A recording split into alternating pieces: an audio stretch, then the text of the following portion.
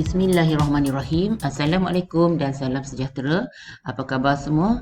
Jom pasak sejarah bersama dengan cikgu, dan pada sesi kali ini kita berada di akhir bab 2 iaitu tentang kebangkitan nasionalisme. Dan fokus cikgu pada sesi kali ini ialah tentang 2.8 iaitu kesan perkembangan nasionalisme. Jadi, tanpa membuang masa lagi, jom kita lihat mengenai kesan perkembangan nasionalisme. Kesan perkembangan nasionalisme kita boleh lihat dalam 3 aspek, iaitu dalam politik, yang keduanya dalam ekonomi dan yang ketiganya dalam sosial. Kita lihat dahulu seimbas lalu dalam politik, di mana kesannya ialah peluang pekerjaan dalam pentadbiran, kemudian dasar desentralisasi, dan juga kita akan lihatlah kesan dalam masyarakat Cina, masyarakat India dan tindakan British akibat daripada perkembangan nasionalisme ini. Dan yang keduanya kita akan lihat dalam aspek ekonomi. Dalam aspek ekonomi ni kita akan lihatlah kesannya kepada semangat berniaga. Yang keduanya kita akan lihat juga bagaimana pendidikan perlu untuk meningkatkan taraf hidup rakyat, dan yang ketiganya ialah pengumpulan dana untuk pendidikan. Dan manakala aspek yang ketiga pula ialah tentang sosial. Sosial ni kita akan lihat dari segi tuntutan peluang pendidikan oleh penduduk tempatan, kemudian pendidikan untuk golongan wanita, dan kita lihat jugalah kesan dalam masyarakat India dan Ceylon dan juga masyarakat Cina.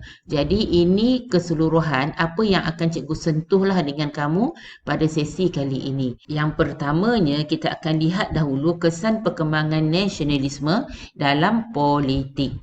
Dalam politik, yang pertamanya kita akan lihat kesan perkembangan nasionalisme ini dalam meningkatkan peluang pekerjaan dalam pentadbiran British. Ini kita lihat akibat daripada usaha golongan intelektual berpendidikan Inggeris dan KMS, iaitu apa? Iaitu Kesatuan Melayu Singapura, di mana mereka lah yang menggesa untuk meningkatkan peluang pekerjaan dalam pentadbiran British. Ini dapat dilihat apabila bilangan orang Melayu dalam Malayan Civil Service iaitu MCS telah bertambah. Pada tahun 1930 hanya terdapat 7 orang Melayu sahaja. Tetapi pada tahun 1937 bilangan orang Melayu dalam Malayan Civil Service ini ialah seramai 20 orang. Itu kita lihat kesannya dalam meningkatkan peluang pekerjaan dalam perkhidmatan British. Dan kemudiannya kita lihat pula kepada dasar desentralisasi. Dasar British yang memperkenalkan dasar desentralisasi ini telah menyebabkan orang Melayu lebih peka kepada masa depan. Dasar desentralisasi ini cuba untuk mengembalikan kuasa sultan, residen dan majlis mesyuarat negeri yang tercabar akibat pembentukan negeri-negeri Melayu bersekutu pada tahun 1896. Jadi, kesannya di sini di mana orang Melayu telah menyuarakan kepentingan berpersatuan, di mana membincangkan soal politik sehinggalah tertubuhnya Persatuan Peringkat Negeri. Jadi ini tentang desentralisasi.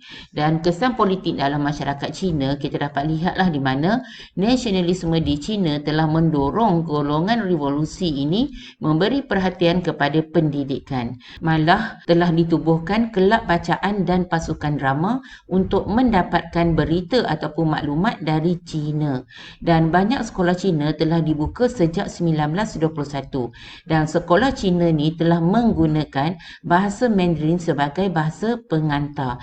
Tindakan ini bertujuan untuk menggantikan dialek lain seperti perkembangan yang berlaku di China.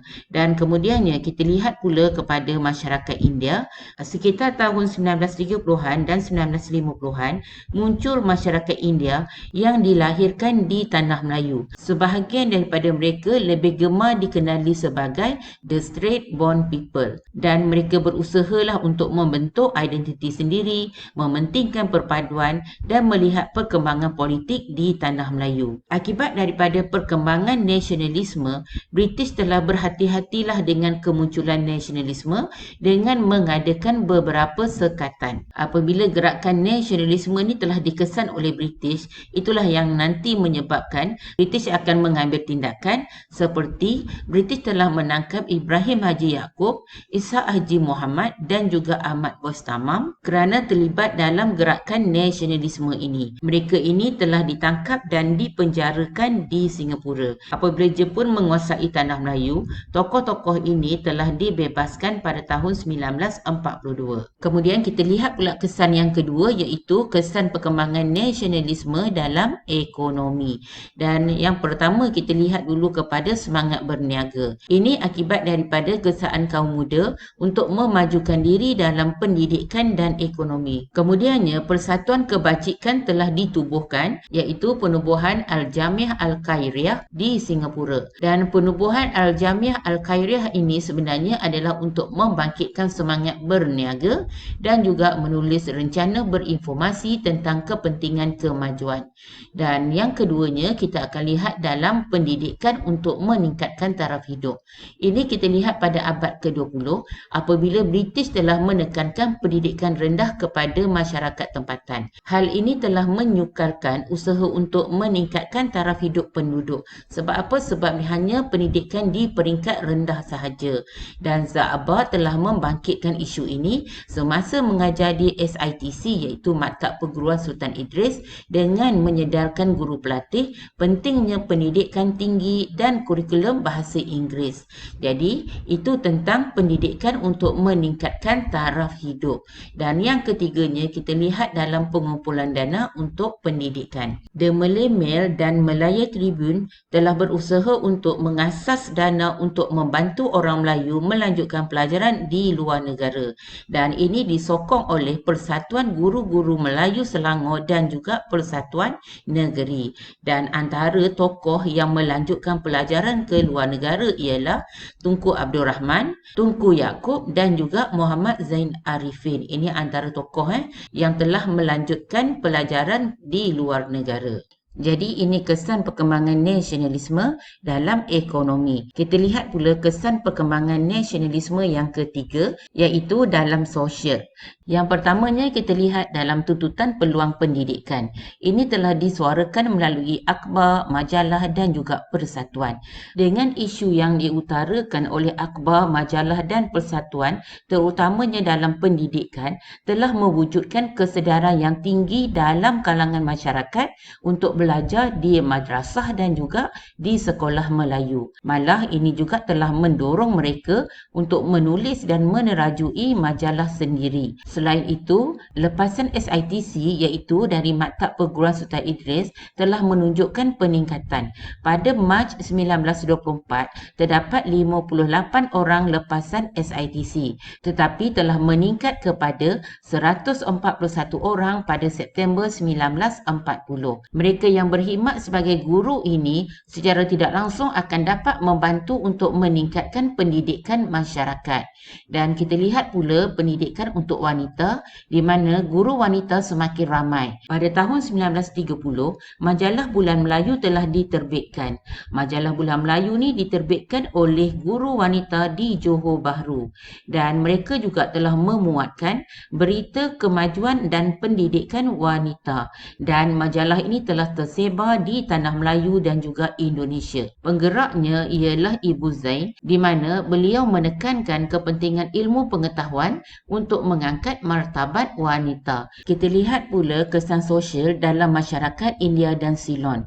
Masyarakat India dan Ceylon ini telah menubuhkan persatuan untuk menjaga kebajikan mereka. Tokohnya di sini kita ada EEC Turaisingam, di mana EEC Turaisingam ini merupakan Presiden Malayan Harbour Estate Owner Association dan beliau telah berjaya membantu meningkatkan perusahaan getah semasa zaman kemelesetan getah pada tahun 1920-an dan tahun 1930-an. Ini tentang masyarakat India dan Ceylon. Kemudian kita lihat pula kesannya dalam masyarakat Cina, di mana masyarakat Cina telah meminta kerajaan British menimbangkan penglibatan mereka dalam jawatan kuasa kerajaan. Tan Cheng Lock yang menganggotai Majlis Perundangan Negeri-Negeri Selat ataupun SSLC telah menuntut kepada British untuk yang pertamanya menjaga kebajikan masyarakat Cina dan yang keduanya menuntut supaya disediakan ataupun menyediakan dana untuk belajar kepada masyarakat Cina. Jadi ini kita lihatlah dua tuntutan Tan Cheng Lock di sini, di mana yang pertamanya untuk British menjaga kebajikan orang Cina dan yang keduanya menyediakan dana untuk belajar kepada masyarakat Cina. Jadi, perkembangan nasionalisme di negara kita ini sebenarnya telah melahirkan golongan nasionalis yang berusaha untuk mengubah corak hidup masyarakat masing-masing. Dan perkembangan inilah yang dapat dilihat melalui aspek yang cikgu nyatakan tadi, iaitu aspek politik, ekonomi dan sosial. Jadi, ini yang dapat cikgu kongsikan bersama kamu. Cikgu harap apa yang cikgu kongsikan dapat kamu manfaatkan sebaik mungkin dan semoga usaha kita diberkati dan kejayaan milik kita semua. Berjumpa lagi dalam video yang berikutnya. Sekian, terima kasih.